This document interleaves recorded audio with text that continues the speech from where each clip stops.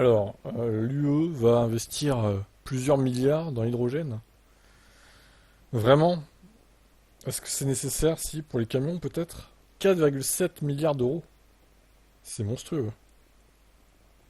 13 projets maintenant de 11 entreprises dans 7 pays seront soutenus financièrement et concernent tous les deux, tous le développement de l'hydrogène. Comme le précise la Commission, tout ça va se concentrer sur la recherche, l'innovation et une grande partie de la chaîne de valeur de la technologie hydrogène. Les 7 pays concernés sont l'Allemagne, l'Estonie, la France, l'Italie, les Pays-Bas, la Slovaquie et l'Espagne. Ces États fourniront jusqu'à 1,4 milliard d'euros de financement. L'institution précise toutefois que 3,3 milliards d'investissements privés supplémentaires pourraient être débloqués dans un second temps. Parmi les entreprises qui bénéficieront de ces subventions, on retrouve Airbus ou encore BMW. Il y a aussi l'hydrogène de France, Skeleton ou encore Tomark. Les projets concernés sont complémentaires. Ils concernent autant le développement de plateformes destinées aux voitures à hydrogène que des travaux sur des technologies pour les navires ou les trains.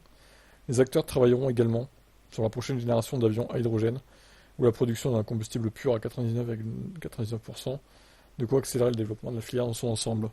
Moi, je me demande s'ils n'ont pas derrière la tête d'utiliser l'hydrogène dans les moteurs thermiques en fait, sans pile à combustible, comme le travail déjà de Toyota sur le sujet d'ailleurs.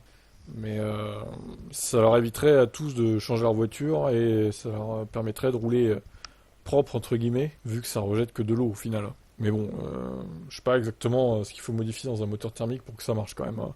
Tu vas pas pouvoir faire ça sur toutes les voitures non plus, quoi, hein, sans aucune modif. Ça me paraît un peu gros. Bon, bref. De toute façon, j'ai déjà donné mon avis 36 000 fois sur l'hydrogène. Moi, j'achèterai jamais de voiture à hydrogène.